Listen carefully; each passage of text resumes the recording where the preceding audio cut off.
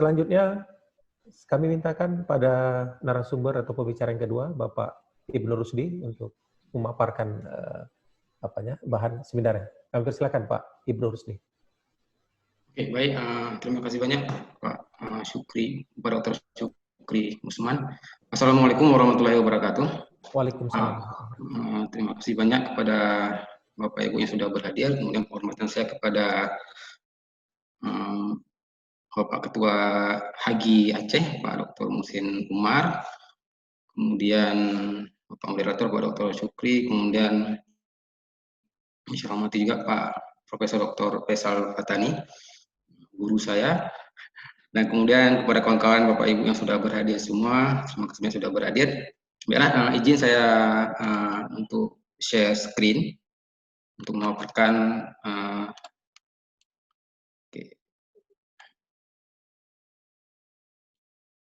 Oke, terlihat ya? Oke, baiklah Bapak Ibu semua, saya mencoba menjelaskan sedikit tentang sebuah pendekatan terintegrasi, bagaimana dalam upaya kita memitigasi bencana longsor, baik itu longsor batu maupun longsoran tanah. Tapi nanti pada perjalanan materi yang saya sampaikan mungkin lebih banyak ke batu sebenarnya, karena untuk longsoran tanah tadi Pak Profesor Fatani juga sudah banyak menjelaskan tentang longsoran tanah, kemudian juga tentang debris flow. Oke, outline yang mau saya sampaikan hari ini antara lain pertama memahami longsor baik itu longsor tanah, kemudian longsor batu, kemudian yang terakhir saya coba sedikit paparkan tentang metode terintegrasi yang pernah saya terapkan bersama Prof. Faisal Fatani juga dalam upaya mitigasi bencana longsor tanah dan batu. Oke, untuk pertama mungkin ini sedikit definisi, walaupun tadi sudah banyak dijelaskan oleh Prof. Faisal. Ya, kita melihat ada banyak sekali jenis longsoran yang kemungkinan bisa terjadi, ya. Baik itu longsoran rotasional, kalau misalkan sebuah lereng pembentuknya itu adalah dominan itu tanah semua, ya, tanah itu sangat tebal, maka longsoran jenis rotasional ini akan sangat mungkin terjadi. Tapi kalau misalkan ada sebuah kawasan di mana di atas topsoilnya itu, di bawahnya itu ada batuan dasar ataupun tanah yang di atas permukaan ini merupakan hasil pelapukan dari batuan dasar, maka longsoran jenis translasi juga sangat memungkinkan terjadi. Ya, kemudian kalau misalkan lereng pembentuk adalah lereng batu, itu longsoran itu bisa seperti ini, block slice, bisa juga rockfall, bisa juga gulingan, toppling. Ya. Ini kalau lereng itu adalah pembentuknya batu. Nah, kemudian tadi juga Profesor juga sudah banyak menjelaskan tentang debris flow, area debris. Ya. Oke, nah ini adalah definisi dasar dari apa itu longsor, sedikit. Nah, kemudian yang menjadi pertanyaan bagi kita, kenapa kok di Indonesia itu, ya di negara tropis, longsoran itu sangat intens terjadi, terlebih pada musim hujan. Jadi saya mencoba merangkum, menurut saya itu ada sekitar lima yang betul-betul bisa memicu tanah longsor di tempat kita. Yang nomor satu itu, yang pertama itu ini, intensitas curah hujan. Nanti akan saya elaborasi tentang intensitas curah hujan. Kemudian yang kedua itu karena kita daerah tropis, kita hujannya tinggi, kemudian terpapar dengan panas juga tinggi, sehingga tingkat pelampukan batuan di kita itu sangat tinggi sekali. Artinya batu itu akan sangat mudah lapuk, baik itu pelampukan secara fisik, ya, mekanik, ataupun secara biologi nanti. Sehingga beberapa tanah di atas batuan yang ada di kita itu ya sangat tebal. Nah, kemudian yang ketiga tuh ya akibat ya bebannya ada di atas lereng, itu bisa ada bangunan di atas lereng ataupun bentuk lereng yang agak tidak landai untuk terjal. Kemudian yang keempat itu ada struktur geologi dan tektonik. Nah, di sini ini akan mempengaruhi, yang nomor 4 akan mempengaruhi kepada longsoran jenis tanah dan jenis batu. Terlebih itu jenis batu. Kalau misalkan sebuah lereng terbentuk dari batu, kemudian di situ banyak struktur geologi berupa kekar, kemudian patahan, pelapisan, dan kemudian juga di situ ada patahan aktif, ya itu juga akan sangat membuat kawasan itu rentan terhadap longsoran. Nah, yang kelima itu adalah gempa bumi. Tadi juga sudah disampaikan oleh Profesor. Ya, gempa ini juga anggaplah sebuah lereng stabil, tapi ketika gempa bumi terjadi, lereng itu menjadi tidak stabil karena ada gaya lateral dari gempa bumi itu yang mengganggu kestabilan sebuah lereng. Nah, secara umum seperti tadi dijelaskan, menggunakan metode pendekatan deterministik kita memang bisa mendapatkan nilai faktor of safety, faktor keamanan.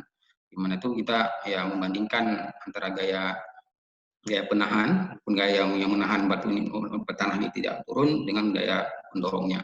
Itu simpelnya seperti itu. Nah, ini gambar ini ilustrasi mudahnya. Ya, ini ilustrasi bagaimana misalkan tingkat pelapukan di kita bisa memicu tanah longsor. Nah, ini misalkan di atasnya ada tanah permukaan topsoil misalkan, kemudian di bawahnya ada batuan dasar backrock. Nah, ketika hujan turun, tanah ini akan menjadi ada air hujan yang terinfiltrasi ke dalam tanah. Kemudian tanah itu akan semakin berat karena ditambah dengan berat air yang masuk, kemudian juga nilai kohesinya itu bisa berkurang. Kemudian lapisan batuan dasar yang ada di bawah ini bisa menjadi yang biasa itu kedap air, ini bisa menjadi bidang gelincir sebuah longsor. Makanya kenapa kita tuh seringkali longsor itu terjadi ya beberapa tuh yang mengikuti bidang gelincir ini dan terjadi itu pada musim hujan. Oke, nah ini tadi sedikit elaborasi tentang mengapa air hujan. Ya. Jadi untuk longsor ini khusus untuk longsoran tanah. Jadi pertama kenapa hujan? Pertama air hujan yang masuk yang betul-betul terinfiltrasi, karena ketika hujan turun ada beberapa yang dia airnya terinfiltrasi ke dalam tanah, ada juga beberapa yang run off di atas permukaan. Jadi pertama air itu dapat menambah beban lereng. Nah yang kedua ya air itu dapat mengurangi nilai kohesi antara butir tanah. Kemudian juga air merupakan pelarut yang sangat bagus seperti kita ketahui bersama, dan dia beberapa bisa melarutkan mineral sehingga beberapa yang tadi awalnya itu antar butir tanah itu melekat karena ada air sehingga dia bisa bereaksi sehingga rekatan itu menjadi lepas. Nah, kemudian juga air yang masuk ke dalam tanah apabila dia berjumpa dengan lapisan batuan dasar yang tidak tembus air, maka dia akan bisa mempelintir bidang gelincir sehingga longsoran itu terjadi. Nah ini dasar kenapa air hujan itu sangat mempengaruhi kestabilan lereng.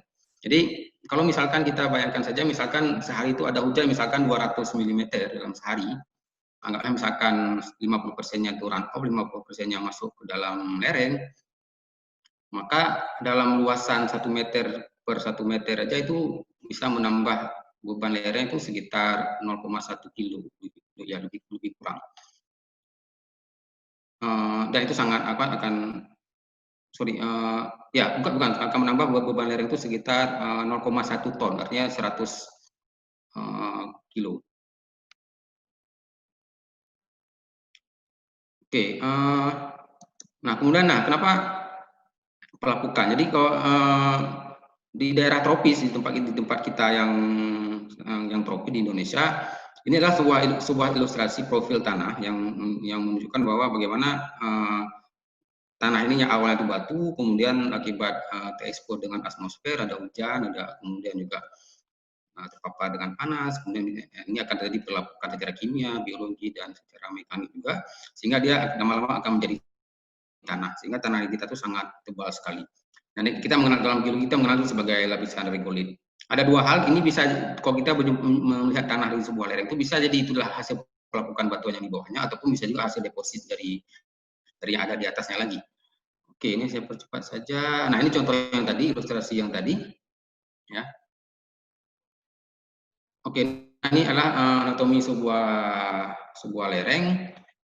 Nah, ketika air tanahnya makin naik, ini pasti dipengaruhi oleh ya air hujan. Bisa hujan di sini, bisa juga hujannya ada di atasnya lagi, masuk menjadi air tanah sehingga air tanah itu menjadi naik, sehingga kenaikan air tanah ini akan mempengaruhi kestabilan lereng. Kenapa? Karena dia akan bisa mengurangi nilai kohesi antar tanah dan lantar lereng tanah itu juga akan semakin berat. Oke, nah ini ada beberapa contoh yang pernah saya survei dulu. Ini sebenarnya dokumen lama pada tahun 2014 dulu. Kami di Aceh ada mengalami sebuah kejadian di mana longsoran itu sangat banyak sekali, dan ini terjadi pada musim hujan pada bulan November. Ini kejadian pada 1 November 2014, sekitar 6 tahun yang lalu. Ini di daerah Gunung Paro dan Gunung Kulu. Bapak Ibu bisa lihat ini adalah Provinsi Aceh, bagi yang berasal dari luar Aceh, ini Provinsi Aceh, Banda Aceh di sini. Nah, jalan Gunung Paro Kulu itu dia sekitar jalan pantai barat selatan di sini. Mungkin tidak begitu jauh dari Banda Aceh, sekitar 30 km dari Banda Aceh. Nah, sini akan terjadi banyak longsoran. Dan hasil pengamatan saya itu bersama tim, hampir semua longsoran itu adalah translasi dan rotasi. Untuk jenis translasi, hampir semua itu di bawah itu ada lapisan batuan dasar seperti ini. Kemudian juga beberapa yang di sini juga, kalau Bapak Ibu nampak, ini juga ada batuan dasarnya. Artinya tanah yang ada di atas batuan dasar itu turun. Dan batuan dasar yang impermeable ini menjadi bidang gelincirnya. Nah, ini contoh yang ada di daerah lain. Ini di sini batu gamping lumpungan. Nah, kemudian ini terjadi longsor translasi. Nah, kemudian di sini juga di kawasan ini juga hampir sama. Di sini kalau nampak di gambar mungkin ada batuan dasar yang menjadi bidang gelincirnya. Dan penyebab itulah ketika hujan turun sangat lebat sekali, beberapa air hujan masuk ke dalam tanah, terfiltrasi, kemudian beban lereng bertambah sehingga terjadi longsor. Oke, kemudian ini juga beberapa tempat hampir sama kejadiannya. Saya cepat aja yang sini ini juga. Nah, ini kalau yang ini batuan dasar itu basal yang ini batu gunung api purba. Ini termasuk salah satu batuan gunung api yang tertua di Aceh. Ini umurnya itu Jura sampai dengan Kretasius, ya sangat sekitar 200 juta tahun yang lalu. Walaupun batu basalis itu batuan yang sangat susah untuk dilakukan, tapi karena dia udah lama sekali, dia lama-lama juga lapuk. Kemudian ada tanah, jadi tanah di atasnya. Kemudian jadi ya udah, yang tanah di atasnya itu ketika hujan turun, nilai kohesinya berkurang. Ini jadi bidang gelincirnya sehingga longsoran itu tidak bisa dielakkan. Oke, kemudian ini sama juga di daerah Gunung Kulu. Oke, nah ini pada tahun 2012 di tempat yang berbeda juga saya juga pernah melakukan sebuah survei. Bisakah sebuah longsoran itu diperkirakan? Ataupun bisa nggak kita misalkan mencoba mencari bidang gelincir sebelum longsoran itu terjadi? Nah, survei ini saya menggunakan metode geolistrik, resistitivitas 2 dimensi, menggunakan alat supersting ini. Nah, kali ini survei itu dilakukan di daerah Gayo Luwes. Gayo Luwes itu adalah kawasan tengah Aceh, agak lumayan jauh dari kota Banda Aceh. Kawasannya adalah sebuah kawasan perbukitan yang banyak ditanam serai wangi. Ya. Ini serai wangi, bukan akar wangi, tapi serai wangi. Kemudian di atasnya itu udah banyak retakannya udah lumayan banyak. Sehingga di bawahnya di bawah dari lereng ini ada masyarakat yang ada permukiman yang tinggal. Dan saat kami survei pemukiman di situ sudah diungsikan. Nah, kami coba melakukan survei geolistrik untuk mengetahui kira-kira ada nggak bidang gelincir di bawahnya. Kemudian kira-kira berapa sih tebal tanah yang sudah retak-retak ini.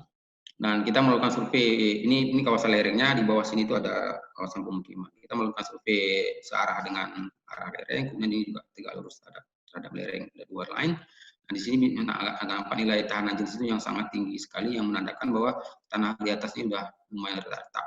Tapi di bawahnya ada nilai tahanan jenis yang agak rendah, ini bisa jadi lempung ataupun bisa jadi nilai air tanah. Nah, di sini juga di sepanjang ini kita juga survei, kita juga menemukan di sini juga ada tanah yang lumayan loose, banyak reka-rekahan sehingga nilai tahanan jenis itu menjadi tinggi.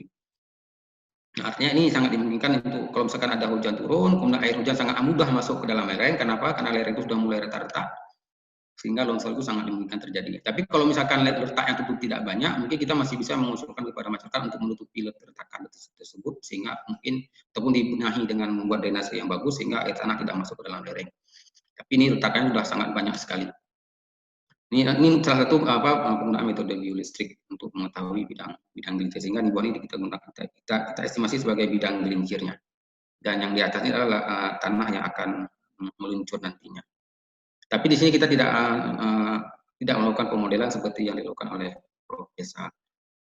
Oke, kemudian, sekarang kita lihat ke longsoran batu ya. Tadi saya menjelaskan tanah ini sedikit batu.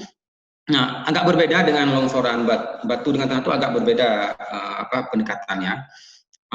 Dalam menganalisis kestabilan lereng tanah, biasanya rekan-rekan dari geotek engineering geologi, mereka akan mengambil kita akan mengambil beberapa sampel, baik itu sampel tanah terganggu ataupun sampel tanah tidak terganggu untuk distribusi, kemudian kita analisis sifat fisik, sifat mekaniknya. Dari situ kita bisa mengetahui seperti apa kondisi lerengnya dengan dari pemodelan. Tapi hal itu tidak bisa kita lakukan pada lereng batu, ya. Karena kalau Bapak Ibu melihat lereng batu, di lereng batu ini akan sangat banyak struktur-struktur geologi yang mempengaruhinya. Jadi kalau misalkan kita mengambil sampel batu, misalkan kita ambil sampel di sini, kemudian sampel di sini, sampel di sini kita ambil, kita uji sifat fisik, sifat mekaniknya itu nilai sifat fisik dan sifat mekanik yang kita dapatkan dari batuan utuh tadi itu kita menamakan sebagai intake rock tidak bisa mewakili kondisi lereng yang besar ini. Jadi sifat fisik dan sifat mekanik batuan utuh intake rock itu memiliki pengaruh yang kecil terhadap kestabilan lereng. Ini menurut si Bapak Dukan, Willy Dukan dan Mah 2005. Ya. Nah kemudian yang memiliki pengaruh yang besar itu apa? Faktor ya strukturnya, rekahan-rekahan yang ada di sebuah lereng batu ini. Ya, jadi struktur geologi bisa berupa bidang pelapisan ini, kalau ini nampak bidang pelapisannya seperti ini. Kemudian kekar, ya join-join yang ada di sini, kemudian patahan, itu mempengaruhinya. Dan dalam ilmu mekanika batuan ataupun ilmu rock engineering, kita menamakan itu sebagai bidang diskontinuitas ataupun bidang ketidakmenerusan. Dan bidang-bidang ini, ya kemana bidang ini mengarah, kemudian seperti apa kondisi bidang tersebut, itu akan sangat mempengaruhi kualitas sebuah lereng batu ataupun mempengaruhi kualitas sebuah massa batuan. Kita menamakan ini sebagai sebuah massa batuan atau lereng batu. Nah, apa saja yang menjadi kondisi, misalkan persistensi, saya menyebutkan persistensi, ataupun panjangnya rekahan tersebut, ya, kemenerusannya, kemudian kekasarannya, ya, misalkan di bidang ini bidangnya batu ini kasar apa halus misalkan. Kalau kasar otomatis secara logika kita mengatakan ketika dua pelapisan kasar bertemu maka dia akan lebih stabil dibandingkan dengan dua lapisan halus bertemu. Kemudian tingkat pelapukannya juga harus kita lihat, kemudian bukaan, berapa besar bukaan sebuah rekahan-rekahan ini, kemudian apa pengisinya. Nah, ini harus dianalisa betul ketika kita mau menganalisa sebuah lereng batu.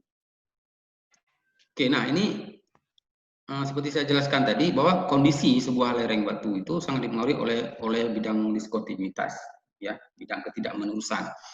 Kondisi dan orientasinya. Ini ada dua contoh, ada contoh yang saya ambil dari buku Willy dan Mah 2005. Ini contoh yang pertama yang A, kemudian contoh yang kedua B, kemudian ada juga yang seperti ini. Nah yang A ini kalau Bapak Ibu bisa melihat, ini adalah bidang-bidang diskontinuitas, bidang-bidang rekahan, kekarnya. Nah, ini kita menamakan ini memiliki arah yang sama, ini kita namakan sebagai join set 1, ini kita namakan sebagai join set 2. Nah ini juga ada, hampir sama juga, memiliki arah yang hampir sama. Tapi kalau Bapak Ibu bisa lihat di sini memiliki panjang yang berbeda. Kalau ini persistensi itu sangat tinggi, kalau ini persistensi itu sangat rendah. Jadi nilai persistensi dan kondisinya itu juga ini lebih tidak stabil dibandingkan dengan yang ini. Walaupun ini banyak rekahan, tapi rekahan itu tidak saling menyambung, kemudian pendek-pendek, sehingga dia sedikit lebih stabil dibandingkan dengan yang ini. Kemudian ini juga, kalau seperti ini kondisinya itu, longsoran itu juga akan beda dengan longsoran jenis seperti ini. Kalau seperti ini arah lerengnya, ini jalannya lah, ini jalannya. Ini kemungkinan terjadinya jenis longsoran planar. Kalau seperti ini mungkin longsor ini jenis longsoran itu adalah toppling, gulingan. Nah, jadi kondisi dan orientasi bidang diskontinuitas, struktur geologi yang membentuk sebuah batu itu sangat mempengaruhi kualitas sebuah lereng.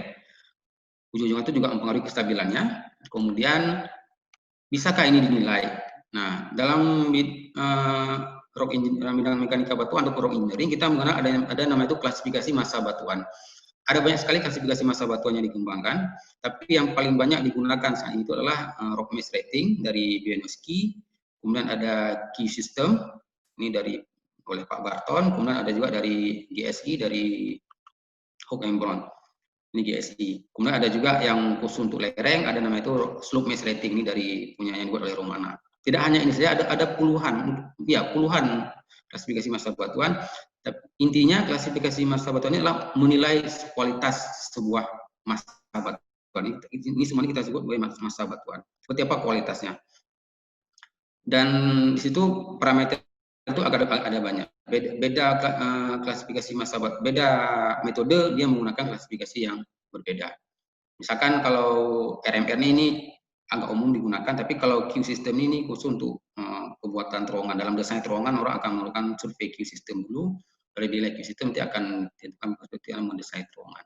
Namun kalau untuk slope stability mungkin penilaian itu bisa menggunakan SMR. SMR itu juga ada nilai itu didapatkan dari nilai RMR, kemudian tapi SMR ini sudah mempertimbangkan orientasi dari lereng dan orientasi dari bidang diskontinuitas pembentuk lereng, bidang-bidang rekahan pembentuk lereng. Nah, ini juga contoh yang saya dapatkan dari jalan sepanjang jalan Banda Aceh Calang, ya. Ini Bapak Ibu bisa lihat, ini ada bidang-bidang pelapisannya. Nah, ini saya ajak mahasiswa saya tahun lalu untuk melakukan survei di sini. Ini juga ada bidang-bidang pelapisan-pelapisan rekahannya. Oke, nah ini apa saja jenis longsoran batu? Nah, ini ada secara umum longsoran, kalau kita mau melihat longsoran batu itu ada sekitar 4. Tapi lebih banyak itu 3. Kenapa? Karena jenis sirkular ini adalah pada kondisi batu yang memiliki rekahan yang sangat banyak sekali, kemudian rekahannya juga rapat-rapat, sehingga ini hampir mendekati ke longsoran jenis tanah. Tapi kalau untuk batunya sendiri itu ada secara umum. Pertama yang ini plan, ini dengan fungsi bahwa arah lereng, arah pelapisan batuan itu searah dengan arah lereng. Kemudian ada juga yang membaji seperti ini, itu ada kalau ada 2 bidang pelapisan yang saling memotong, kemudian akan memotong, kemudian arah pelangnya itu trennya itu mengarah ke searah dengan arah lereng. Kemudian ada juga yang toppling ini kalau arah bidang rekahannya itu berlawanan arah dengan arah lereng. Nah, ini semua nanti bisa kita plotkan dalam bentuk stereografi seperti ini. Bisa menggunakan software StereoNet, bisa menggunakan software yang deep, misalkan, dan sebagainya. Dapatnya. Nah, ini contohnya misalkan ini. Jadi bidang-bidang seperti ini harus dipelajari kalau harus dilihat dengan detail ketika kita berinteraksi dengan lereng batu. Oke. Nah ini saya mengajak mahasiswa saya tahun lalu nih, ketika COVID belum terjadi, melakukan survei. Jadi kita bisa nggak, bagaimana cara mengetahui nilai mempelajari bidang diskontinuitas yang ada di sebuah lereng, baik itu orientasinya, arahnya kemana, kemudian besar pelapisan, kemiringan pelapisan itu berapa, kemudian kondisi bidang diskontinuitasnya seperti apa. Itu kita bisa menggunakan metode scanline dengan cara menarik sebuah meteran sepanjang lereng. Ini adalah metode sampling dengan asumsi bahwa kondisi yang di lereng ini sama dengan kondisi di lereng yang ada di atasnya, dan seterusnya. Bisa juga menggunakan metode window, itu dibuat sebuah area yang untuk mengambil nilai-nilai kondisi dan nilai orientasi dari bidang-bidang rekahan yang ada di batu. Bisa juga menggunakan metode fotogrametri. Dan metode fotogrametri ini lebih advance sedikit dan memberikan hasil yang lebih bisa dipercaya, lebih akurat, karena dia mengambil foto seluruh lereng, kemudian dibuat dalam 3D, kemudian diekstrak nilai diskontinuitasnya.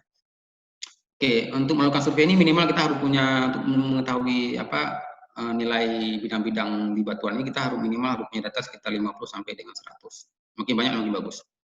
Nah, dari hasil survei ini menggunakan scanline kita nanti bisa mendapatkan nilai RQD-nya, Rock Quality Designation, kita bisa mendapatkan nilai RMR-nya, Rock Mass Rating.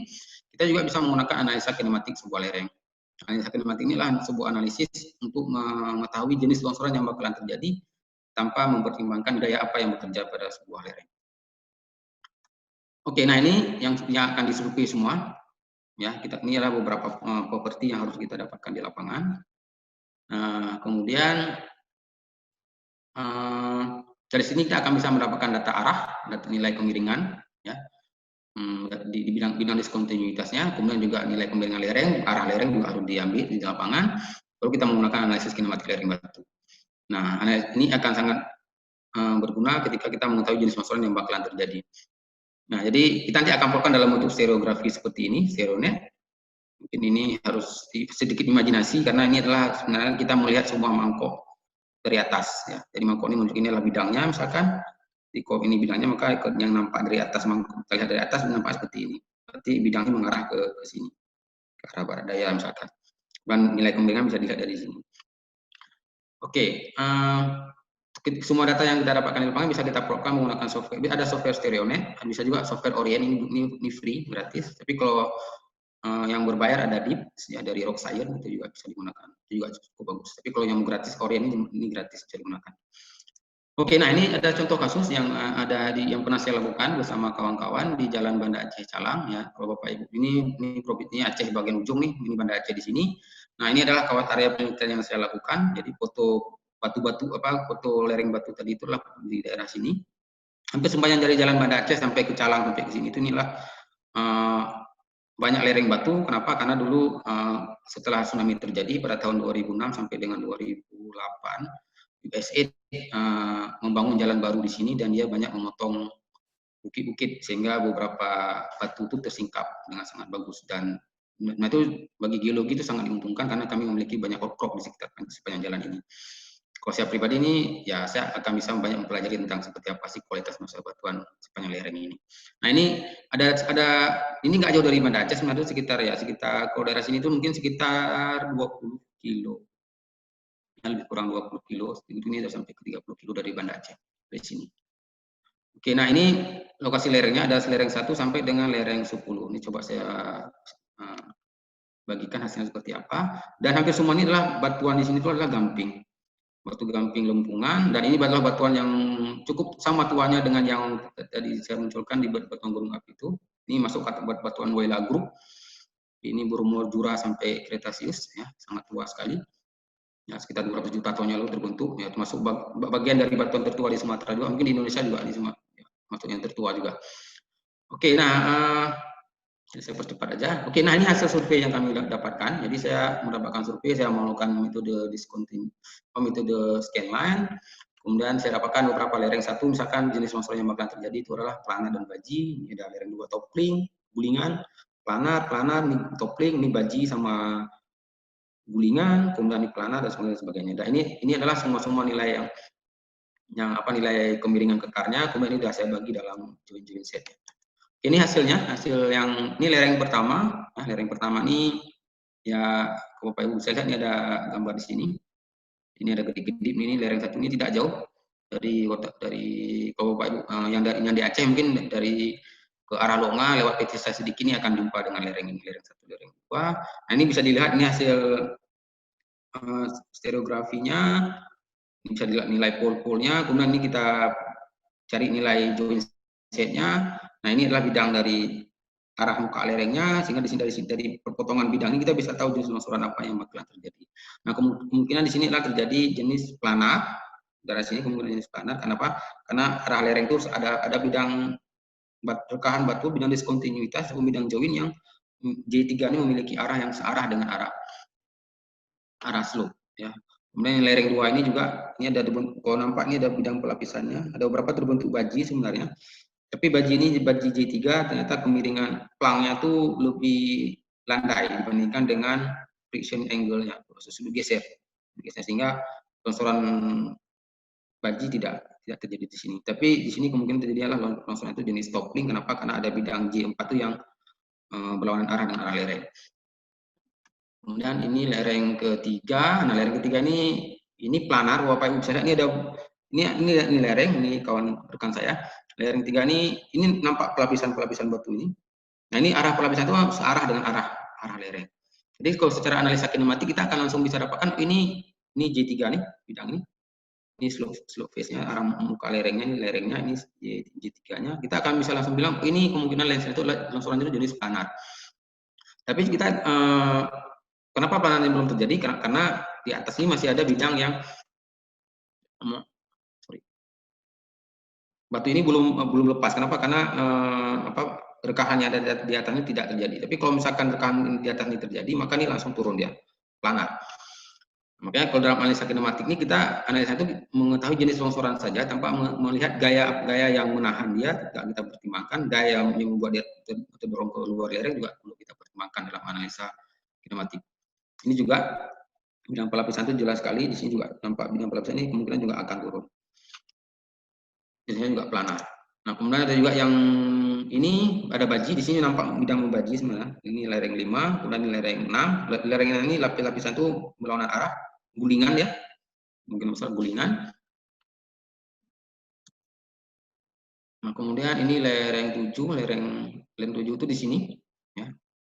Kalau Bapak Ibu ingat ini lereng 7 ini di darat, ini lereng 7 ini lereng di pulut ya, di pulut, kemudian ini lewat pulut sedikit.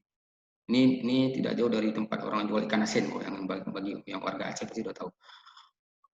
Oke, kemudian, nah ini yang lereng terakhir, ini lereng ini terakhir ini berada di sini, di Layun. Ya, Layun ini Maldivnya Aceh Layun ya. Jadi di sini tuh di pantai ini sudah banyak sekali dibuat tempat wisata. Oke, nah di kalau Bapak Ibu melihat ini lereng ini nampak bidang pelapisannya ini. Ya. Nah di sini itu kemungkinan ini bidang pelapisan tuh ini tidak searah dengan arah lereng sehingga longsoran jenis padan itu tidak terjadi di sini. Tapi yang terjadi itulah kemungkinan itu adalah jenis membaji, walaupun ini dia terbentuk pelang di sini lebih landai daripada pressure angle, tapi saya consider ini bisa-bisa mungkin terjadi juga. Kalau bidang pelapisan itu yang J1 ini.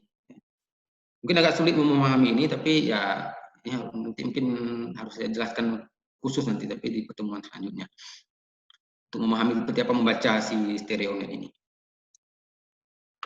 Oke, nah ini kemudian di tempat yang sama saya juga melakukan survei klasifikasi massa batuan RMR.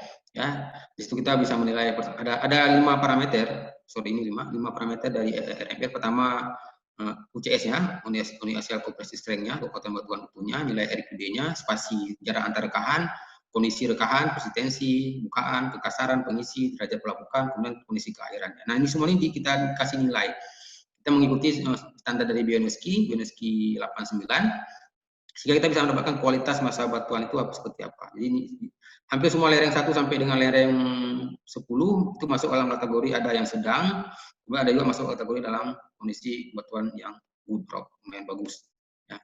Ini berdasarkan nilai-nilai parameter untuk menilai kualitas massa batuan ini. Ini menggunakan RMR. Walaupun sekarang ada juga RMR 14, tapi jadi saya dalam pengukuran ini saya tidak menjelaskan RMR 14. Karena RMR 14 kali ini tapi ke depan bakalan saya lakukan bagaimana melakukan RMR 14.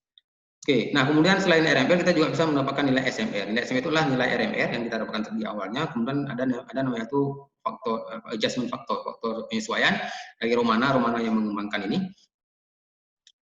Nah ini dari sini kita akan bisa mendapatkan dari analisa kinematik tadi di awal saya mendapatkan nilai jenis longsoran yang bakalan terjadi. Kemudian per jenis longsoran ini coba kita lihat seperti apa sih nilai probabilitas longsor berdasarkan Romana. Jadi di sini akan nampak lereng 1 tuh baji itu sekitar 40% probabilitasnya, kemudian kalau misalkan planar 90%. Tapi ini probabilitas berdasarkan Romana. Mungkin berbeda dengan probabilitas kan kalau dalam analisa kestabilan lereng kan ada metode deterministik, ada metode probabilistik. Mungkin probabilistik yang umum digunakan tuh agak berbeda dengan yang klasifikasi dari Romana. Oke, ini jadi bisa dilihat bahwa lereng 10 agak memariskan, kemudian lereng 3 sama lereng 1 memiliki nilai probabilitas yang lumayan tinggi.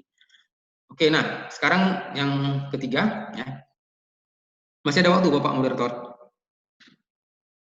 Sebenarnya waktu sudah terlewat nih Pak Iben, tapi nggak apa-apa, dikit lagi, silakan Pak. Saya percepat ya. Oke, menarik ya.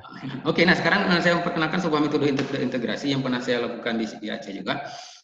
Jadi kenapa kita perlu melakukan metode integrasi untuk menilai sebuah kualitas lereng? Yang pertama itulah parameter input ketika kita membuat model itu memiliki nilai keberagaman, variasi itu sangat tinggi. Artinya misalkan untuk tanah, kita mengambil sebuah sampel tanah, kita ambil, kemudian kita uji lab, kita dapat nilai kohesi, kita dapat nilai friction angle-nya, tapi kan nilai kohesi itu juga beda tempat kita ambil juga akan memiliki nilai yang berbeda, sehingga dia sangat variatif. Demikian juga dengan kondisi batu. Misalkan tadi saya menggunakan survei scanline dan itu kemudian saya dapat nilai misalkan resistensi, nilai kekasaran lereng, kekasaran muka batuan, kemudian pelapukan itu juga bervariasi.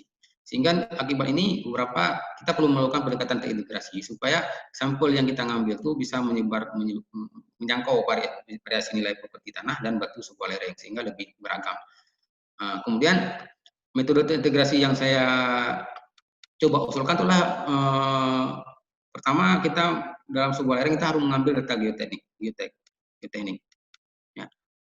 Ini khusus untuk tanah misalkan. Kemudian kita juga harus melakukan survei engineering geologi. Ini khusus rock engineering misalkan. Klasifikasi massa batuan, kemudian sifat fisik batuan, sifat mekanik batuan ini managing. Kemudian kita juga menggabungkan dengan metode geofisika, seismik, kemudian juga geolistrik. Kemudian kita juga harus menggabungkan dengan kondisi hidrogeologi setempat, seperti apa muka air tanahnya, kemudian seperti apa infiltrasi air hujannya. Kemudian kita juga harus melihat kondisi seismisitas sebuah kawasan. Jadi kita menggabungkan banyak ilmu, ada 5 ilmu yang kita gabungkan, ilmu geoteknik, ilmu engineering geologi, ilmu geofisik, ilmu hidrogeologi, kemudian kita gabung dengan ilmu seismologi. Sehingga ketika kita menggabung semua itu, kita akan memberikan hasil analisis yang mungkin mendekati akurat, walaupun tidak semestinya, tidak selalu akurat, tapi mendekati akurat. Ya, oke, ini saya percepat. Nah, ini diagram alir yang saya kembangkan bersama Profesor juga sebenarnya. Ini kami papernya ini lagi under review juga nih, sudah beberapa kali under review. Oke, pertama kita menggunakan metode geofisika, engineering geologi, kemudian metode geotek. Nah, di geofisika kita menggunakan survei seismik refraksi, kemudian survei geolistrik. Dalam metode engineering geologi kita menggunakan survei scanline, kita mendapatkan nilai kinematik, kita mendapatkan nilai rock mass rating. Kemudian dalam nilai geotek itu akan ada dibuat, misalkan ada NSPT nanti, NSPT ada sentra penelitian sintes, kemudian juga ada uji sampel, baik uji sampel terganggu ataupun tidak terganggu. Nah, dari sini, dari metode geolistrik ini kita akan bisa dapatkan model bawah permukaan. Dari sini kita dapat model permukaan, nilai RMR dan SMR. Di sini juga dapat nilai sedikit bawah permukaan, nilai SPT dan sifat fisik. Nah, kemudian di sini kita ujung-ujungnya kita mencoba memodelkan. Nah, untuk memodelkan ini parameter yang kita input itu ada beberapa. Kalau untuk tanah kita bisa mendapatkan dari sini. Tapi kalau untuk batu kita harus mendapatkan, kita bisa menggunakan Hawk-Enbron slope failure, kriteria kegagalan Hawk-Enbron itu dia mengharuskan kita mendapatkan nilai GSI, Geological Strength Index, itu juga nilai klasifikasi masalah batuan. Nah, nilai GSI ini bisa dikonversi dari nilai RMR. Tapi permukaan, nah untuk mendapatkan nilai GSI bawah permukaan kita harus mengkonekkan dengan nilai seismik refleksi, nilai P, nilai velocity dari gelombang P. Sehingga kita dapat ini kondisi di bawah permukaan, kita bisa buat model, tapi model ini juga dipengaruhi oleh, kita masukkan parameter gempa, karena percepatan sebuah lereng juga dipengaruhi oleh sebuah gempa. Ini kalau yang ini saya dibantu oleh Profesor, kemudian juga static effect, kemudian kita melihat pengaruh dari air tanah ini juga dibantu oleh Profesor. Sehingga nanti kita akan bisa mendapatkan faktor keamanan sebuah lereng, tapi ingat ini masih menggunakan metode deterministik, belum probabilistik. Oke, nah ini kawasan yang saya teliti di sini di Babarat, ini Provinsi Aceh, ini adalah Katahan Sumatera, di sini ada segmen Bate di sini. Nah, kemudian ini ada beberapa jenis litologi batuan yang membentuk di daerah sini. Ini adalah kawasan penelitian yang saya lakukan. Oke, nah ini kawasannya di sini kita mau melakukan mensurvei metode seismik, metode geolistrik. Di sepanjang jalan juga kita survei metode seismik dan metode geolistrik. Nah, ini adalah selama surveinya ini metode seismik refraksi menggunakan alat pasi, kemudian ini geolistrik menggunakan alat scousting. Ya, ini tampilan dari hasil seismik refleksi. Sebelumnya masih data mentah. Nah, ini hasilnya. Jadi bisa dilihat di sini. Di sini ada lapisan tanah yang sangat memiliki nilai velocity yang sangat rendah sekali, tapi di bawah ini sudah mulai agak tinggi nih, sehingga ini saya interpretasinya sebagai batuan dasar ini pada sebuah lereng. Ini adalah sepanjang lereng sini, dari bawah atas lereng sampai ke bawah, kemudian ada juga data yang sepanjang jalan, ini yang sepanjang jalan. Nah, kebetulan di tempat ini juga kita juga melakukan survei, kita punya data borehole NSPT, juga ada data borehole NSPT, kemudian di sini juga ada beberapa test pit yang kita buat, 3 test pit, test pit 1, test pit 2, test pit 3 untuk mendapatkan data seperti tanah ini yang tidak terganggu. Ini mendapatkan nilai NSPT-nya. Kemudian di sini juga ada, kalau Bapak Ibu lihat ini ada garis line di sini, ini ada sedikit overlap dengan borehole 2. Ini juga ada overlap dengan test pit 2. Sehingga di sini kita bisa coba korelasikan di borehole 2 bahwa nilai NSPT itu akan linear dengan nilai velocity VP, kecepatan gelombang P, sebuah batuan dan tanah. Nah, ini saya coba lihat dengan penelitian orang sebelumnya. Ini hasil penelitian saya yang ini dengan Profesor. Kemudian yang di bawah ini adalah hasil penelitian orang sebelumnya. Yang memiliki korelasi yang mendekati. Artinya apa? Ketika kita punya data seismik refraksi, kita cukup punya satu nilai NSPT, dan dengan nilai ini kita lihat korelasinya seperti apa. Kita bisa memperkirakan semua kawasan ini berapa sih nilai N-nya. Demikian juga dengan properti yang lain. Ini ada hasil dari geolistrik, ya. Di sini kita bisa mendapatkan berapa kedalaman air tanah yang ada di sini. Oke, nah ini juga ada sampel yang kita ambil dari TP2 di sini, undisturbed, tidak terganggu. Nah, di sini juga ada korelasi, misalkan water content-nya itu Kalau penelitian sebelumnya itu mengatakan bahwa kalau water content-nya sekian persen, maka dia nilai resistivitasnya itu sekitar 300 ohm. Nah, di hasil saya itu sekitar 320 ohm meter, jadi hampir sama. Artinya semua lereng kita bisa memperkirakan berapa sih water content-nya. Demikian juga dengan nilai densitasnya, bore density-nya itu bisa diperkirakan dari nilai dari seismiknya. Dari penelitian sebelumnya mengatakan kalau bore density-nya sekian, maka nilai velocity VP-nya itu sekian. Hasil penelitian saya itu sekitar 0,5, artinya hampir mendekati juga. Nah, kemudian juga dalam di titik-titik di tes ini kita mengambil juga menguji nilai kohesi dari hasil lab, dapat nilai kohesinya berapa, TP1, TP2, dan internal pressure angle-nya berapa. Nah, kemudian dari sini juga setelah mendapatkan nilai ini, saya coba menghitung nilai RMR-nya menggunakan metode rumus dari Nurani 2017. Dia mencoba ada pendekatan nilai RMR dengan terhadap nilai VP, sehingga kita bisa mendapatkan bahwa kalau nilai VP-nya seperti ini, maka nilai RMR itu seperti ini. Nilai GSI-nya, Geological Strength Index-nya, bisa menggunakan rumus ini. Kemudian ini nilai SMR-nya, misalkan dari Romana. Ya, kita bisa mendapatkan nilai kualitas massa batuan di bawah permukaan. Hasil surveinya itu sekitar 53, kemudian hasil konversi menggunakan rumus ini sekitar dapat 56, artinya hampir sama nilainya.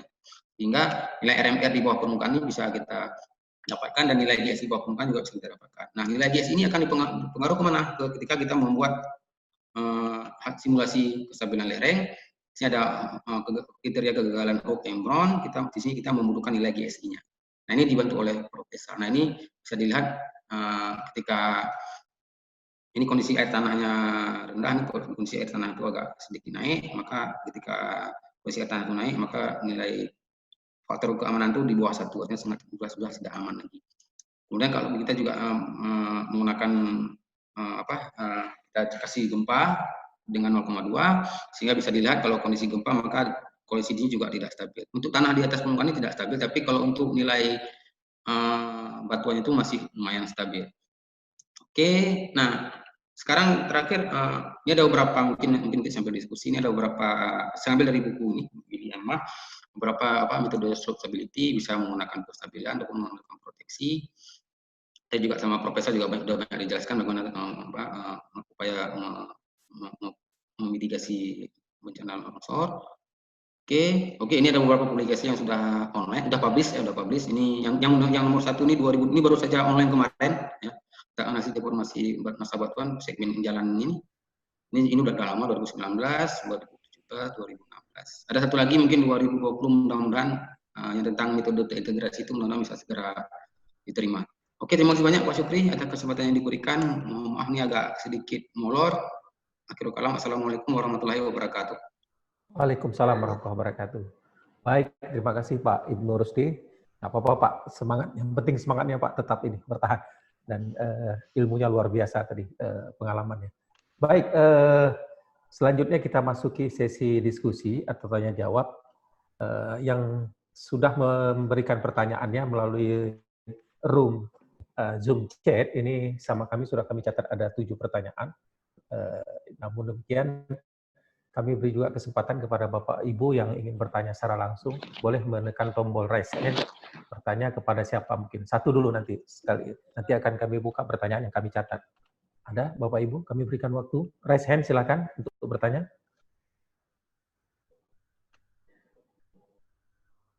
Nggak ada? Oke. Kalau tidak ada, kami berikan pertanyaan pertama dari Bapak Hari Apriana. Ini ditujukan untuk Prof. Faisal nih, Prof. Pertanyaannya terkait dengan pemodelan longsor, katanya, apakah pemodelan harus selalu berbentuk formula matematika yang rumit, dan langkah awal seperti apa agar penyusunan model dapat berjalan efisien? Nah, itu mungkin pertanyaan pertama, Prof. Nanti dijawab dulu, Prof. Nanti saya bacakan yang pertanyaan kedua. Ini dari Pak Hari Apriana dari Manajemen Bencana UGM. Silakan, Prof. Baik, terima kasih Pak Syukri. Jadi kalau ini masuk ke ranah komersialisasi dari sebuah software, itu yang muncul menjadi tidak rumit gitu kan, dia menjadi user friendly, jadi mudah untuk digunakan. Kita tinggal memasukkan input data. Ini input data itu adalah geometri lerengnya, permukaan atasnya, sliding surface-nya, kemudian gamma, kohesi, suhu gas internal, dan segala hal terkait dengan keairan pada lereng tersebut. Jadi sebenarnya ketika dia digunakan itu menjadi tidak rumit. Di sini juga hadir, saya kira sudah menulis pertanyaan juga, itu Dr. Hendy Setiawan, itu juga ikut terlibat dalam pengembangan program yang lain. Karena kalau saya yang LS Flow itu kan dari Tokyo. Kalau Pak Hendy itu LS Rapid itu dari Kyoto University. Jadi kalau dia sudah dikomersilkan, maka cara kita menggunakan menjadi tidak terlalu rumit. Tapi ini kan saya menjelaskan source programnya, jadi kelihatannya banyak sama matematik yang ada di sana. Di sisi lain sebenarnya kami juga pernah menerapkan ketika terjadi longsor di daerah Tegal Sari, itu akibat gempa. Kebetulan saya dulu dengan Ibu Kepala BMKG itu masih ketua riset kita, kami ke sana dan kita tidak menggunakan software persamaan hitungan seperti ini, tapi kita menggunakan metode empiris dari satu itu kan metode rasional. Secara empiris kita mengetahui kondisi lereng, kemiringannya, kemudian program materialnya didominasi apa, penyebabnya apa, dan sebagainya. Kita bisa prediksi ini akan bergerak sampai dengan 250 meter nih gerakan jatuhan batu waktu itu ya, bisa sampai 250 meter. Nah di sini kita mungkin tidak akan tahu secara jelas dia jatuhnya detik-detik seperti apa, mungkin tidak sedalam itu, dan juga coverage areanya cuma perkiraan saja, coverage area kira-kira 400 meter di sini, kira-kira begitu. Jadi kita memiliki beberapa pilihan untuk digunakan, bisa dengan metode empiris, siapapun bisa menggunakan semacam metode statistik, dan juga secara rasional, dan itu rasional pun bisa tergantung kalau programnya sudah siap dikomersilkan, mestinya harus user friendly, karena kalau tidak memakai. Saya kira itu jawabannya. Ya, baik. Terima kasih, Prof. Jadi sebenarnya ada solusi alternatif ya, Prof, selain yang pemodelan ya, yang tadi empiris, bisa juga dari hal yang lain. Baik, yang kedua, Prof, masih terkait juga dengan longsor tadi, dari Bapak Andi Subiantoro. Ini pertanyaannya, seperti kita ketahui bahwa longsor di Indonesia itu seringkali dipicu oleh curah hujan yang tinggi. Nah, ini pertanyaannya, bagaimana, Prof, kita memasukkan parameter hujan dan dalam model 2D yang untuk memprediksi longsor? Dari pemodelan mungkin yang Prof buat. Ya. Parameter cara memasukkan parameter hujan dari curah hujan. Baik. Yang pertama gini dulu. Jadi kalau 2D tadi mungkin terkait dengan kolaborasi riset saya dengan Pak Ibnu Rusidi ya. Jadi kita menggunakan model 2D dan juga reviewernya bertanya hal yang sama ya Pak Rusidi ya. Bagaimana hujan itu bisa terfiltrasi masuk ke dalam lereng kemudian mengubah stabilitas lereng. Jadi yang perlu diingat bahwa limit equilibrium method itu yang 2 dimensi, yang di-extend menjadi 2 dimensi itu hanya bisa menggambarkan inisiasi dari longsornya. Keluarannya faktor aman, apakah dia di atas 1,0 atau di bawah 1,0. Jadi kalau di atas 1,0 berarti progressive failure telah terjadi. Jadi hanya sebatas inisiasi. Tapi kalau dia bergerak seperti apa, itu tugasnya dari deep integrated model tadi. Nah, mengenai hujan tadi sudah banyak riset juga Pak yang dilakukan, itu mengkombinasikan slope W, input data dari SIG W untuk mempertimbangkan filtrasi air, kemudian akan diatur oleh slope W untuk menghitung safety factor-nya. Itu kalau yang limit equilibrium. Lalu kalau mengenai tadi model numeris yang saya tampilkan, hujan itu nanti masuknya itu nanti menjadi parameter yang ada di dalam hitungan tadi. Jadi parameternya kalau di LSO tentunya dibanding condition of viscosity dan juga dia mempengaruhi secara langsung KS dan KM. Kemudian kalau yang tadi di metode deep integrated model yang ada 3 tadi saya tampilkan itu berpengaruh di beberapa parameter. Ada RU itu adalah rasio antara water pressure-nya dengan total pressure pada bidang pinggir. Kemudian ada pada RU-nya ada, kemudian pada I-nya, kemudian parameter dan sebagainya. Jadi dia mempengaruhi dalam salah satu komponen dalam hitungan tadi. Kalau curah hujan terjadi sangat lebat, biasanya kita melihat sedang rainfall ya. Kalau misalnya katakanlah 3 hari terakhir, kemudian dia bisa menyebabkan kandungan kejenuhan tanah yang sangat tinggi itu atau berbeda jarak lucurnya dengan yang terjadinya lebih kering, misalnya di Jakarta. Gitu. Jadi ini juga dimasukkan di dalam sambung tadi. Kalau yang bagian matematis itu ya masih tidak sulit Pak ya. Tetap menurut saya lebih sulit itu adalah engagement dengan masyarakat dan stakeholder tadi menurut saya. Ya, baik, terima kasih Prof. Mungkin satu dulu nih untuk Pak Ibnu Rusdi, pertanyaan dari Pak Hendy Setiawan. Ini pertanyaannya Pak Ibnu, Pak Iben, sejauh mana nih metode SMR dan kinematik itu dapat dilakukan secara optimal pada suatu lereng batuan? Nah, jika zona legolitnya cukup signifikan, jadi ini mungkin disebutkan moderately to strong weather, ya. Apakah ada metode lain yang bisa dilengkapi? Ini pertanyaan untuk Pak Ibnu Rusdi. Oke, terima kasih Pak Wendy ya, dari UGM maksudnya. Ya, Pak Hendy Setiawan. Ya. Oke, sebenarnya tuh kalau misalkan apa yang pernah saya paparkan, yang tadi saya paparkan itu dengan kondisi regolitnya tidak begitu tebal, artinya topsoil tidak begitu tebal, kemudian batuan dasarnya itu masih terlihat di lereng bagian bawahnya, sehingga pada waktu itu saya dengan mudah bisa mendapatkan nilai surface RMR menggunakan metode scanline. Tapi metode lain yang bisa juga kita lakukan kalau misalkan regulitnya itu lumayan tebal sehingga batuan dasarnya itu tidak nampak, tapi kita mau mendapatkan nilai RMR atau sebuah batuan yang ada di bawah atau yang di backrock itu pendekatan bisa menggunakan metode seismik refraksi yang tadi saya munculkan. Kita bisa menggunakan pendekatan empiris yang dibuat oleh si Rohani yang tadi saya paparkan. Kita bisa menggunakan rumus itu sehingga kita bisa memperkirakan berapa nilai RMR yang ada di bawah permukaan. Tapi itu pendekatan empiris, konversi dari nilai VP kecepatan gelombang P yang dilakukan dari seismik refraksi untuk mendapatkan nilai RMR. Kemudian nanti nilai RMR itu bisa diperkirakan nilai SMR itu kalau selama kita tahu arah pelapisan dari batuan dasarnya itu. Tapi kalau untuk kawasan kita mungkin jadi penelitian yang menarik kalau misalkan kita bisa membuat rumus baru, misalkan kalau untuk di kawasan tropis ataupun untuk batuan tertentu berapa sih nilai konversi antara nilai seismik refraksi VP ke RMR. Artinya pada waktu kita harus mencari sebuah kawasan yang terbuka, kita hitung kita ukur nilai RMR-nya menggunakan metode scanline untuk metode fotogrametri, kemudian di tempat yang sama kita ukur seismik refleksinya, nanti kita lihat kolerasinya, nanti itu akan bisa pendekatan bisa ke situ. Jadi rumus yang kita terapkan itu bisa kita terapkan ketika kita tidak mengetahui ke dalam tidak nampak batuan dasarnya itu kita mau tahu berapa nilainya. Jadi pendekatan bisa ke situ, pendekatan geofisik. Terima kasih banyak, Mbak. Baik, terima kasih Pak Iben. Selanjutnya ini untuk Prof. Faisal nih dari Pak Hendy juga dari UGM. Pertanyaannya, jika kita ingin integrasikan dengan water body atau landslide induced tsunami like wave motion, itu misalnya untuk case longsor di genangan waduk atau sungai, atau case di Palu misalnya katanya, apakah pendekatannya bisa dimulai dengan interstitial fluid phase ya, atau pengembangan foaming, atau gimana, Prof? Mohon penjelasan dari Prof. Faisal. Ya.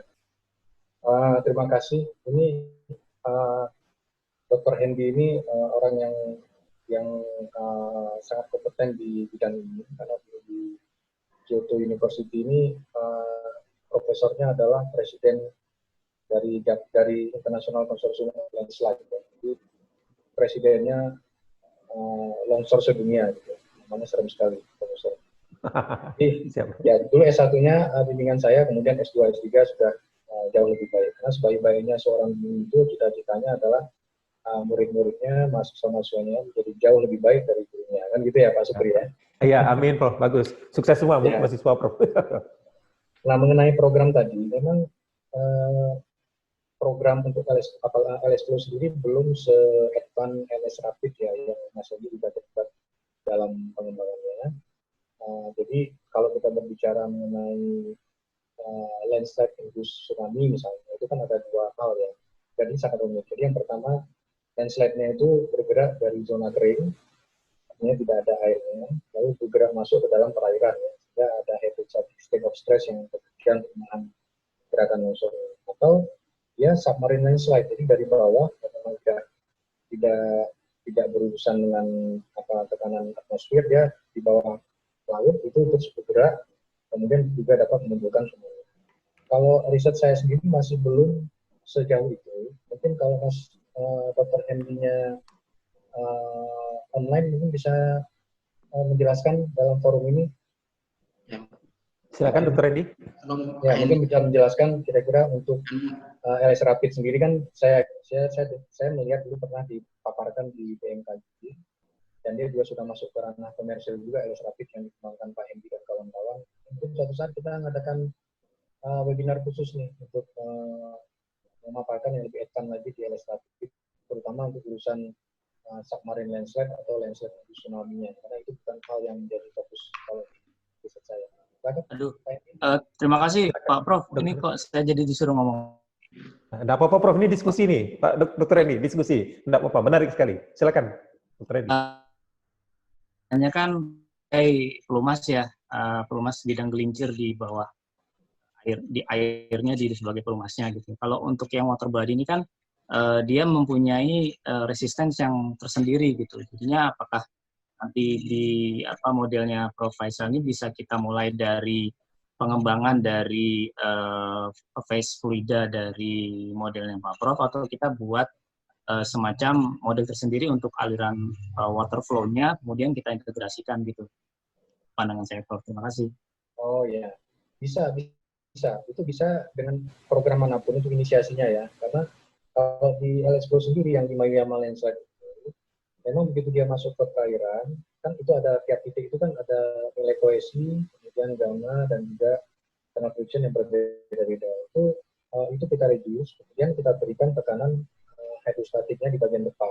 Jadi itu yang menghambat dia, kalau misalnya tidak ada air lautnya, dia akan bergerak lebih jauh lagi, tapi karena ada hambatan air laut itu, maka dia berhenti dan mendekati dengan kondisi real di actual deposition yang ada. Pada prinsipnya semua program itu bisa dikaitkan. Kalau menurut saya ya, semua program dapat dikaitkan dengan masuknya tadi. Tapi saya kira Prof Radianta dan juga Pak Nazir juga ya, itu dari PDMRC, Prof Radianta dari UGM itu juga mengembangkan untuk inisiasi tsunami-nya itu sendiri. Jadi saya masih berpikir, masih diskusi dengan Prof Radianta, nanti Pak Edi ikut ya, agar kita bisa mengcombine antara dua program ini. Jadi inisiasi longsor, kemudian masuk ke perairan, kemudian inisiasi tsunami setelahnya. Berapa? Baik, terima kasih Prof. Ini saya lihat tadi ada raise hand dari Pak Israyudi dari Pertamina Geothermal Energy. Silakan Pak Israyudi. Pak Israyudi, silakan. Ya. Allah wabarakatuh. Waalaikumsalam warahmatullahi wabarakatuh. Terima kasih Pak Sukri atas kesempatannya. Salam Pak Faisal, lama nggak ketemu Pak. Apa kabar Pak? Bapak? Sehat? Oke, menarik sekali ya Pak Prof terkait dengan pembahasan landslide. Sebenarnya kalau saya mau buka, Prof Faisal itu sudah paham banget lah lapangan geothermal seperti apa. Memang tahun 2016 ya, 2017 ya Pak ya, terkait dengan studi longsoran di lapangan kami Pak, di Bengkulu, di Lebong. Memang masalah longsor ini memang hal yang sulit sih Pak ya sebenarnya terkait dengan kondisi resource geothermal kita yang memang berada di pegunungan. Jadi pasca terjadinya situasi di Hulu Lais, yang paling besar di Hulu Lais Pak. Ada beberapa lapangan lain yang juga memang terjadi. Cuman beda sedikit kasus penyebabnya beda. Kalau yang di Hulu Lais itu memang mungkin ada sejarah masa lalu terkait dengan longsoran di sana. Nah, ada beberapa lapangan kami itu yang memang nggak ada sejarahnya, cuma mungkin itu disebabkan karena posisi dari lokasi-lokasi kita yang berada di zona elevasi yang cukup ekstrim ya Pak ya. Nah ini cukup merepotkan sebenarnya. Begitu lapangan sudah selesai, fasilitas produksi sudah selesai, tiba-tiba longsor Pak. Nah, kejadian kemarin yang di Lebong itu mengubur 3 sumur, sekaligus di klaster A. Kemudian di beberapa lapangan kami longsor, pipanya patah Pak. Kerendam patah, geser patah gitu ya. Nah, itu mengakibatkan produksi terhenti. Nah, yang ingin saya tanyakan sebenarnya kejadian ini setelah lapangan jadi, ini membuat kalang kabut, Pak. Ada step di awal yang kelupaan. Jadi pada saat mungkin dulu dikembangkan, kajian geoteknik mungkin tidak terlalu komprehensif dilihat di situ ya, sehingga begitu dibuka kejadian. Mungkin salah satunya lagi adalah repotnya mungkin disebabkan karena lokasi harus di situ, Pak. Ini yang menjadi kendala juga. Jadi pada saat kita sudah ada paling tidak ada mitigasinya, potensi di situ kalau kita geser 1 kilo atau 2 kilo jadi geser, khawatirnya memang kita ngubur nggak dapat, Pak. Nah, itu kendala di sana. Nah, barangkali ingin saya tanya sama Pak Faisal ya, Prof. Faisal ya. Mungkin dulu juga sudah pernah berikan rekomendasi ke kami, mungkin terkait lapangan-lapangan baru nih Pak, yang memang belum ada, barangkali rekomendasinya seperti apa ini Pak, terkait dengan kondisi lapangan geotermal yang memang potensi longsoran cukup tinggi. Barangkali itu Pak, mungkin secara gambaran umum saja ya, karena kalau terlalu teknis saya tidak terlalu paham Pak, mohon maaf Bapak-Bapak sekalian. Terima kasih, Assalamualaikum warahmatullahi wabarakatuh. Waalaikumsalam warahmatullahi wabarakatuh.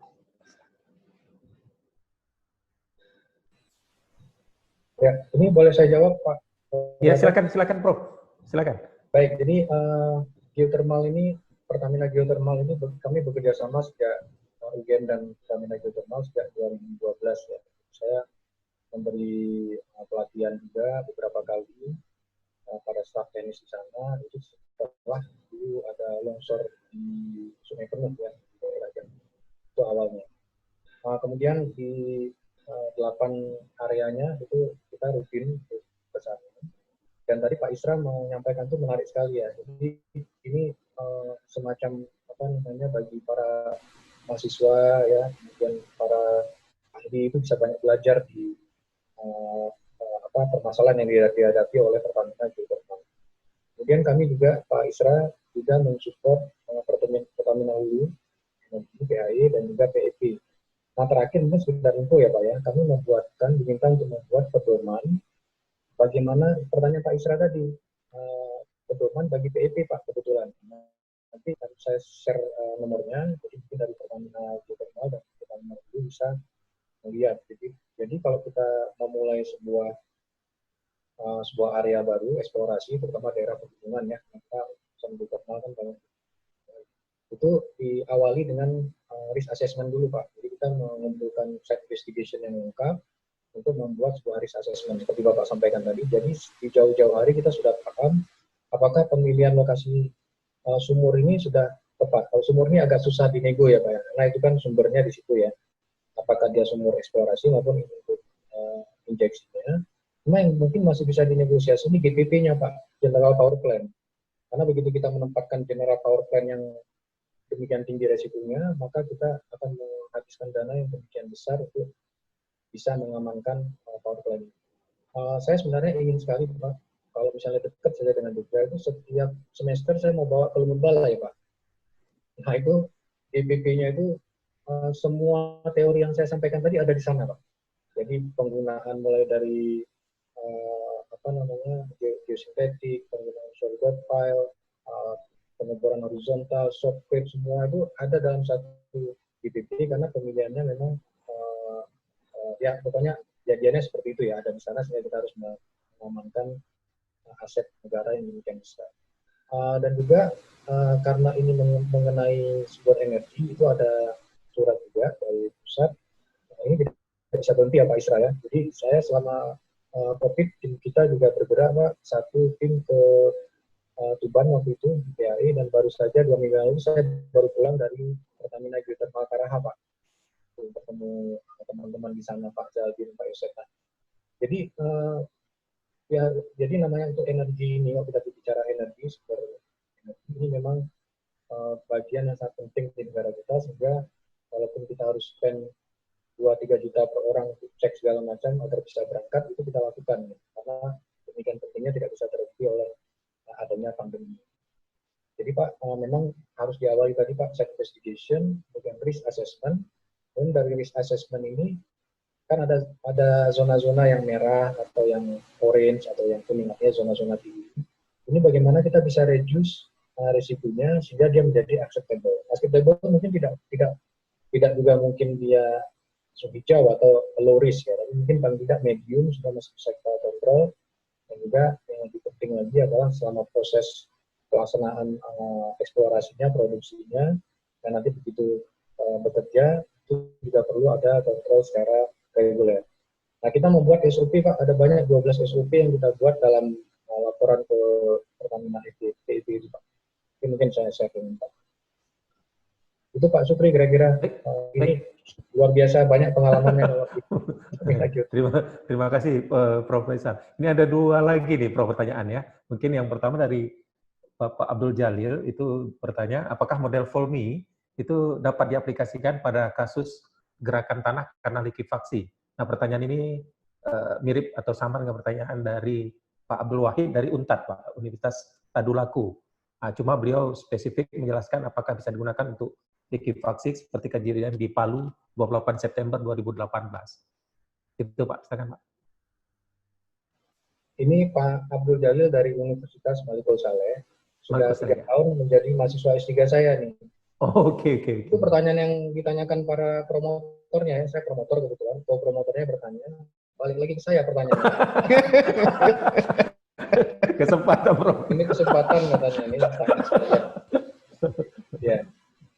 Jadi juga untuk Pak Abdul Wahid ya, memang untuk likuifaksi ini saya tidak membahas sekarang karena dia sangat kompleks, karena mekanismenya juga berbeda dari yang saya bahas tadi. Itu umumnya akan hujan ataupun karena gempa.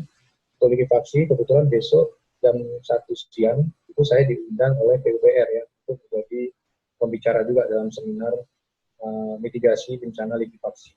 Jadi saya akan bahas banyak tentang likuifaksi di besok jam 1 siang sampai jam 4 sore kalau tidak salah. Ya, itu tentang likuifaksi karena likuifaksi itu sendiri ada satu proses. Jadi kalau program ini tidak bisa memprogram atau memodelkan terjadinya mekanisme likuifaksi itu sendiri. Jadi kan itu terjadi guncangan, biasanya likuifaksi hanya terjadi kalau di atas 0,1 G ya. Kemudian water pressure naik sehingga tanah menjadi liquefied, tidak mampu kapasitas dukungnya anjlok, sehingga bangunan-bangunan yang akan rusak di atas. Flow yang terjadi itu bisa dimodelkan ketika kita sudah men-set RU-nya, Q-nya, dan juga water pressure-nya, dan semuanya kita set dulu, baru dia bergerak. Tapi menginisiasi akibat likuifaksi sendiri, model yang kita kembangkan itu belum sampai ke sana. Jadi kan likuifaksi itu inisiasinya yang susah untuk kita modelkan. Tapi kalau dia sudah set up siap untuk bergerak, itu model ini bisa bekerja. Jadi ada intervensi manual juga untuk kita set up terjadinya likuifaksi yang programnya jalan. Program ini sendiri misalnya, tapi bukan karena likuifaksi begitu gempa gitu. Gempa skala berapa yang membuat lereng ini runtuh, ini bisa kita modelkan. Tapi kalau ada fenomena likuifaksi di dalamnya ini belum sampai ke sana. Nanti Pak Abdul Jalil itu nanti yang akan membuat modelnya ya, bagian dari dapat PR nih dari promotor ya Pak.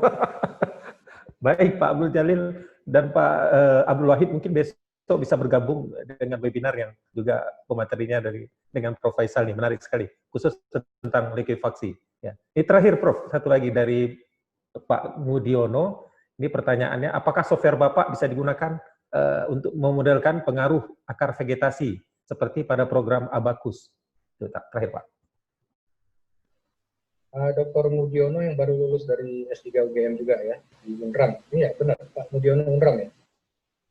Betul Pak. Betul Pak. Ya, Pak Mudiono ya. Kabar Pak. Belum Pak, kalau akar vegetasi belum masuk dalam input data kita.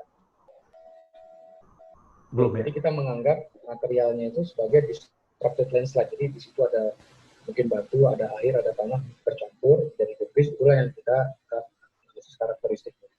Tapi penahan dari vegetasinya sendiri. Baik, terima kasih Pak Faisal. Ini terakhir Pak, saya lihat Pak Abdul Wahid dari UNTAD sudah raise hand. Silakan Pak Abdul Wahid.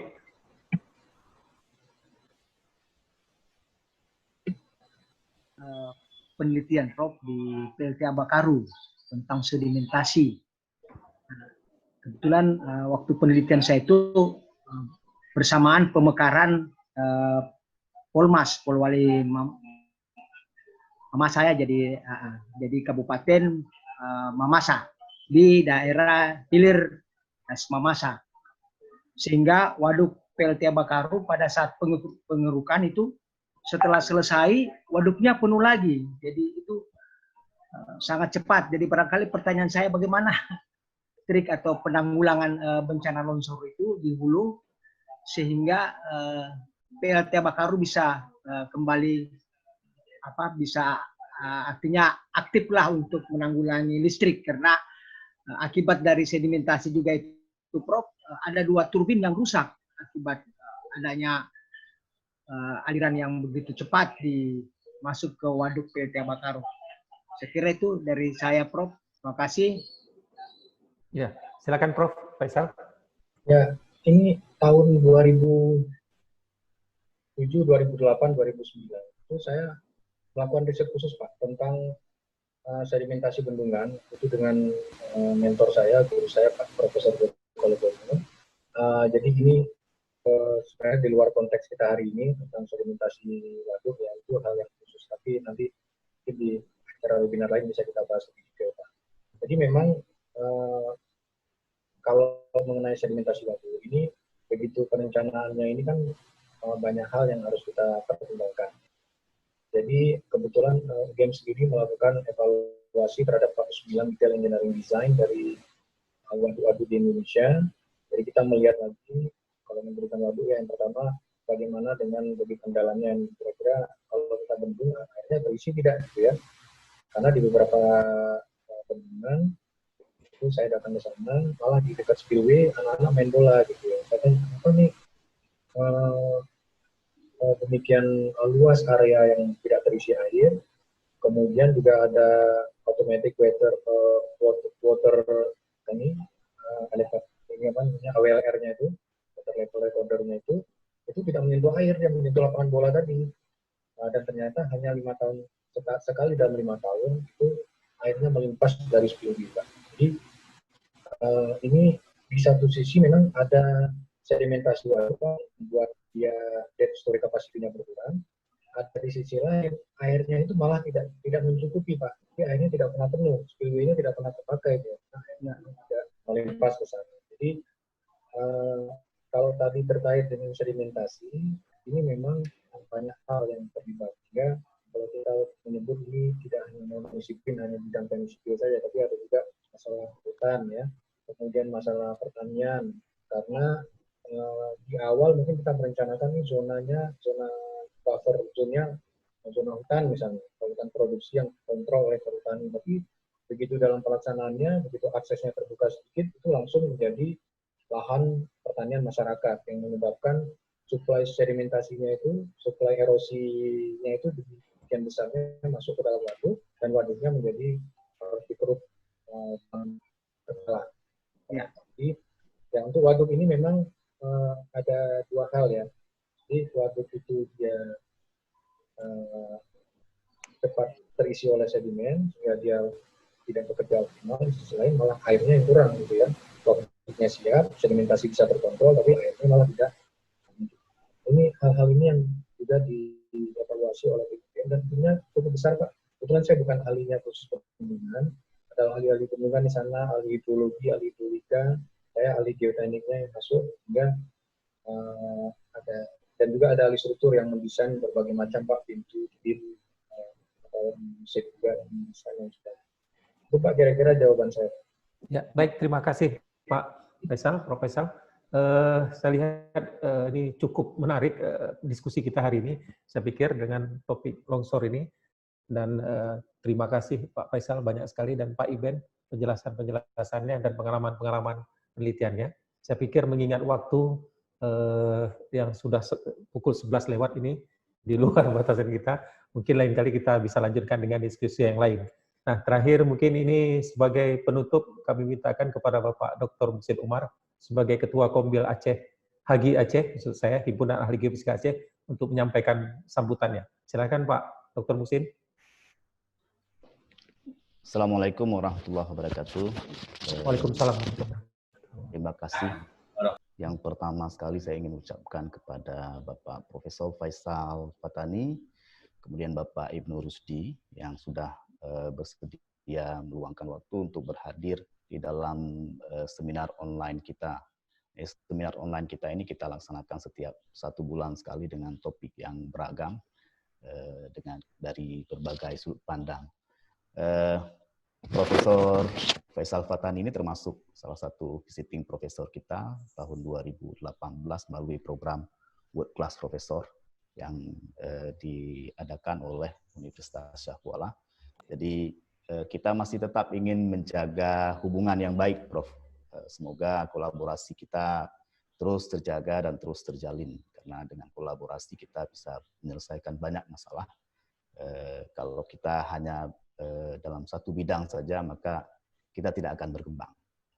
Kemudian terima kasih juga kepada Bapak Moderator dan seluruh panitia dari HGI Aceh dan TDMRC Unsiah. Ini luar biasa kerja kerasnya menyiapkan kegiatan dan sebagainya. Dan yang paling menyenangkan hari ini adalah pesertanya luar biasa banyak dan masih sabar sampai akhir, dari awal sampai akhir, ya masih di atas 100 pesertanya di dalam room kita. Saya lihat ada peserta dari Palu, dari Jogja, Riau, Mataram, Bengkulu, dan sebagainya. Ada juga dari Gorontalo, dari Mamasa, Sumbawa, Kendari. Jadi, dan tentu saja kawan-kawan dari BMKG, dari seluruh Indonesia. Sekalian melalui kesempatan ini saya ingin mengucapkan selamat Hari Meteorologi, Klimatologi, dan Geofisika untuk kawan-kawan BMKG dimanapun berada, yang ke-73 kalau saya tidak salah ya. Ada juga dari industri seperti PGE ya, ada Pak Isra Yudi dan kawan-kawan. Ini akan ada satu topik seminar khusus kita tentang aplikasi metode geofisika, berbagai metode geofisika dalam eksplorasi dan monitoring geotermal. Ini akan ada, nanti kita sudah minta kesediaan kawan-kawan dari berbagai universitas, juga ada dari UGM, kembali dari UGM, kebetulan saya punya kolega dari UGM yang dulu sama-sama penelitian bersama waktu kita masih di Jerman, dan beliau sudah bersedia. Namun demikian hari ini topik yang sangat menarik dan saya lihat pesertanya sangat antusias ya. Dan karena itu saya ingin mengucapkan terima kasih sekali lagi kepada seluruh peserta yang bersabar mengikuti acara ini. Dan untuk informasi kita, HGI Aceh juga akan melaksanakan training. Namun ini training terbatas ya, tidak dibuka untuk umum karena dia topiknya sangat spesifik. Jadi akan kita buat training dengan berbagai metode geofisika. Demikian saja Pak dari saya. Mungkin kalau bisa nanti kita bisa foto bersama, videonya bisa diaktifkan. Nanti kita ambil beberapa page ya untuk laporan kita. Terima kasih. Assalamualaikum warahmatullahi wabarakatuh. Waalaikumsalam warahmatullahi wabarakatuh. Baik, terima kasih Pak Muksin ucapan sambutan penutupannya. Baik, tadi seperti disebutkan Pak Muksin, mungkin bisa kita tampilkan semua ini untuk foto bersama ya. Kawan-kawan panitia harap siap untuk mendokumentasikan kegiatan ini. Silakan Bapak Ibu tampilkan ini ya untuk dokumentasi.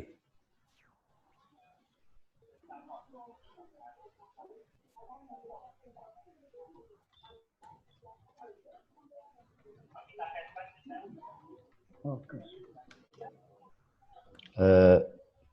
Tolong dihentikan spotlight-nya. Gimana? Sudah, panitia? Sebentar, Pak.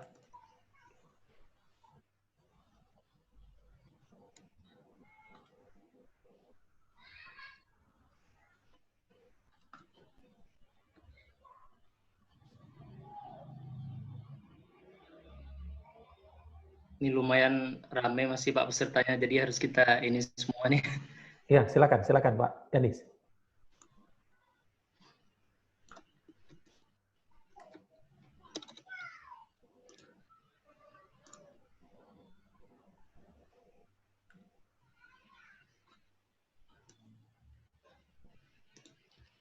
Oke Pak, udah selesai Pak. Baik, terima kasih Pak Yanis di panitia. Baik, sekali lagi saya sebagai moderator di akhir kegiatan ini mengucapkan terima kasih dan mohon maaf yang sebesar-besarnya terhadap mungkin kesilapan atau kekurangan dari saya sendiri. Terima kasih para narasumber, Pak Dr. Muhsin Umar sebagai Ketua HGI Aceh. Saya tutup kegiatannya dengan billahi taufik wal hidayah. Assalamualaikum warahmatullahi wabarakatuh. Waalaikumsalam warahmatullahi wabarakatuh.